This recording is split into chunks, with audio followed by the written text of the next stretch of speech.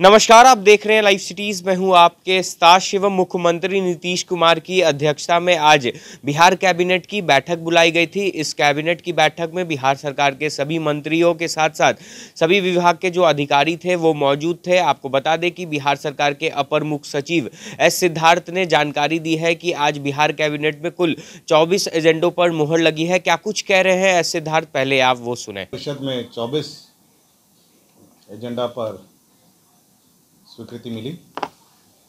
इसमें सबसे महत्वपूर्ण जो एजेंडा है वो पटना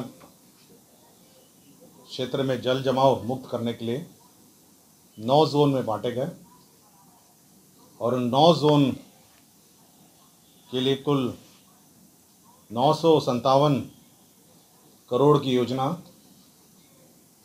मंत्रिपरिषद ने स्वीकृत की। इस 9 जोन में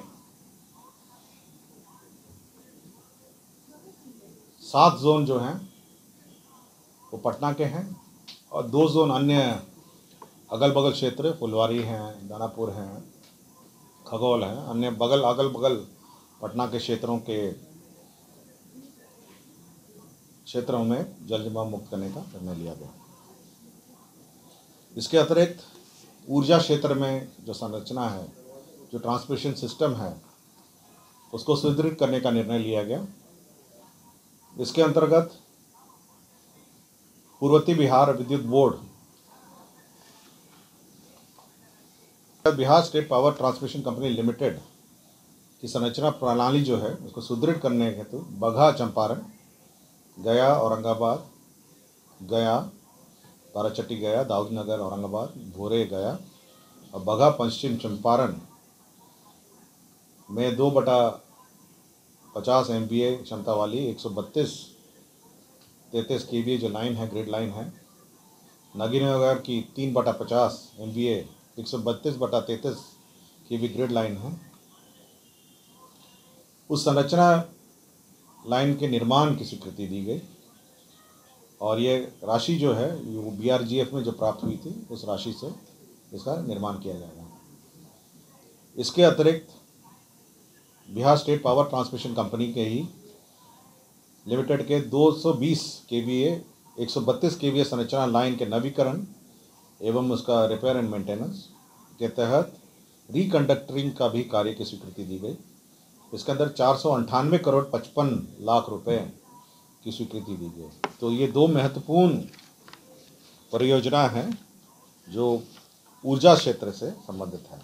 सुपौल हमारा जो जिला है वहाँ पे एक मेडिकल कॉलेज की स्थापना की भी स्वीकृति दी गई, जिसमें 603 करोड़ 68 लाख का व्यय होगा और इसका नाम रखा गया है लोहिया चिकित्सा महाविद्यालय एवं अस्पताल। तो एक सुपौल में मेडिकल कॉलेज अस्पताल के निर्माण की स्वीकृति दी गई।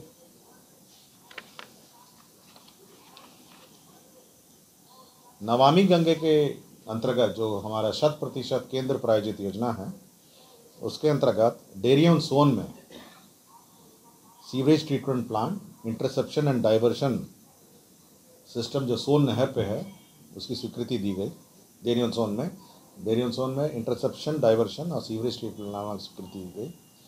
इसके अंतर्गत इस योजना की प्राकृतिक राशि 63 करोड़ 89 लाख रुपए है और ये बुडको के माध्यम से ये संचालित होगी और इसमें सेंटेज जो राज्य सरकार को भुगतान किया जाना है वो 3 करोड़ 39 लाख रुपए मात्र है। ऊर्जा कंपनियों का रीस्ट्रक्चरिंग हुआ था, उसमें जो रिटायरमेंट ड्यूज़ हैं वो राज्य सरकार भुगतान करती है और समय समय पे भुगतान करती है। इसलिए पूर्वोत्तर राज्य बिहार विद्युत बोर्ड जो पुराना बोर्ड था जिसका विघटन विभिन्न कॉर्पोरेशंस में हुआ था, ऊर्जा कंपनियों में हुआ था, उनके पदाधिकारी एवं कर्मचारियों को दिनांक 31/10/2012 तक की अवधि में अनफंडेड टर्मिनल बेनिफिट दायित्व के विरुद्ध वित्तीय वर्ष 2022-23 में 757 करोड़ 63 लाख रुपए की स्वीकृति दी गई।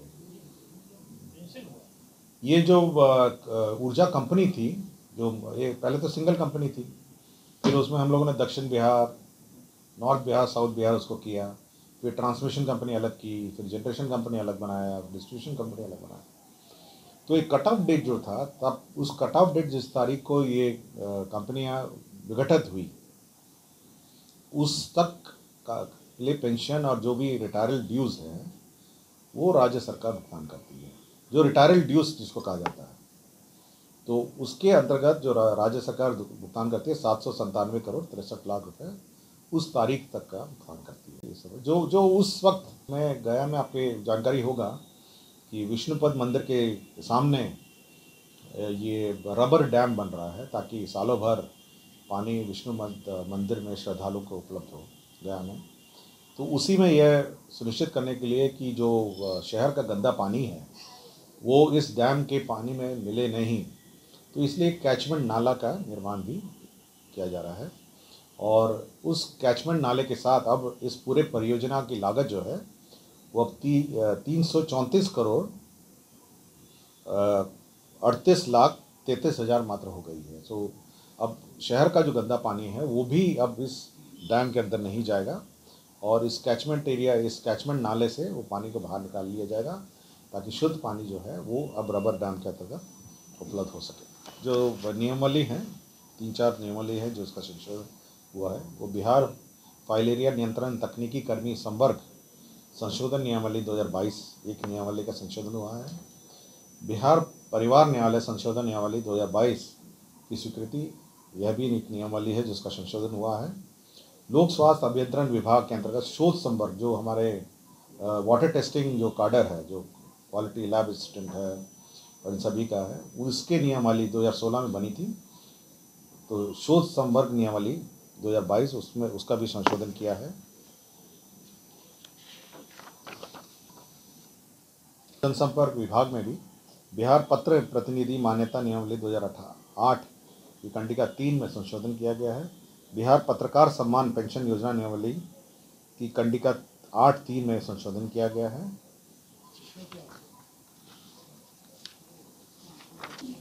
सभी निर्णय हुए हैं, करीब 24 निर्णय हैं और लास्ट में एक निर्णय हुआ है भवन निर्माण विभाग का, जहाँ पर जो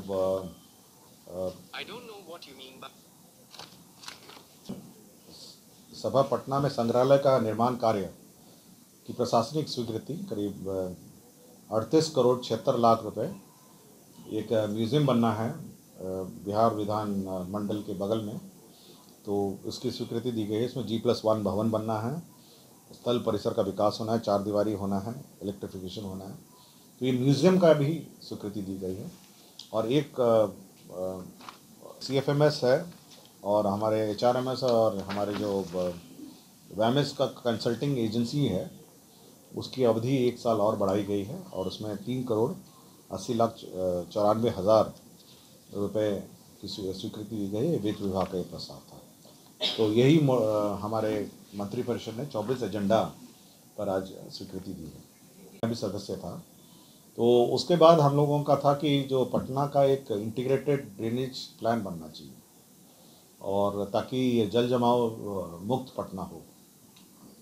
और उसके बाद एक कंसल्टेंट हायर किए गए थे और सभी एरिया का इन्होंने सर्वे किया और लास्ट में इन्होंने 9 कैचमेंट एरिया डिफाइन किया। 9 कैचमेंट एरिया आपको पता ही है जो लिखा है आपके। और तो 9 कैचमेंट एरिया के बाद जो अलग अलग कैचमेंट एरिया का फिर एस्टिमेट्स बने। आपको याद होगा कि जो स्टेट फाइनेंस कमीशन के ग्रांट में पटना को 1,000 करोड़ का हम लोगों ने स्पेशल ग्रांट दिया था। और जो फाइनेंस कमीशन का ग्रांट है, वैसे तो फार्मूला में बेस्ड डिस्ट्रीब्यूशन होता है, लेकिन पटना क्षेत्र के लिए 1,000 करोड़ का स्पेशल ग्रांट दिया था। और इसे ये कहा था कि राज्य सरकार ये तय करेगी कि इस 1,000 करोड़ में कौन सी योजनाएं ली जाएंगी। तो उसके अंतर्गत जो पटना का है, जो पटना नगर निगम क्षेत्र है, उसमें योजनाएं ली गई हैं। ये ड्रेनेज, स्टॉर्म वाटर ड्रेनेज योजना। जो अन्य योजना अन्य क्षेत्र के हैं, जैसे दानापुर है, फुलवारी है, खगोल है, जो इसके इर्द गिर्द जो पटना के जो लार्जर मतलब जो टाउनशिप एरियाज़ है, जो दानापुर है, फुलवारी है, उसमें वो जो है वो फिर हमारे जो 7 निश्चय 2 में भी विभिन्न शहरों को में निर्माण का लक्ष्य रखा गया था। तो उस परियोजना के अंतर्गत उन योजनाओं का कार्यान्वयन किया जाएगा। तो ये इसके बाद अगर जिसका इम्प्लीमेंटेशन होने के बाद पटना शहर और उसके अगल बगल के जितने शहर हैं वो कम से कम ड्रेनेज, ये स्टॉर्म वाटर ड्रेनेज, जो बरसाती पानी से वाटर लॉगिंग होता है, समस्याएं होती हैं, वो मुक्त हो सकेंगे। देखिए, फंड तो अवेलेबल है क्योंकि फाइनेंस कमीशन का ग्रांट था और 1000 करोड़ का हम लोगों ने ईयर वाइज ब्रेकअप भी दिया हुआ है, तो हर साल उसको उपलब्ध हो जाएगा। और समय समय पर, क्योंकि फंड तो बिल्कुल टाइट है, फंड की उपलब्धता का अनिश्चितता नहीं है, वो तो बिल्कुल टाइट है, फंड आपको मिल जाएगा। इसलिए मेरे जानकारी में ये समय पर हो जाना चाहिए, जो निर्धारित समय है अलग अलग कैचमेंट एरियाज का। तो आपने साफ तौर पे सुना, बिहार सरकार के अपर मुख्य सचिव एस सिद्धार्थ ने यह पूरी जानकारी दी और बताया है कि आज बिहार कैबिनेट में 24 एजेंडों पर मुहर लगी है। साथ ही साथ अब बिहार विधानमंडल में एक म्यूजियम भी बनेगा। बहरहाल अब बने रहे हमारे साथ। अगर आपने हमारे चैनल को सब्सक्राइब नहीं किया है तो जल्द से जल्द सब्सक्राइब कर ले। धन्यवाद।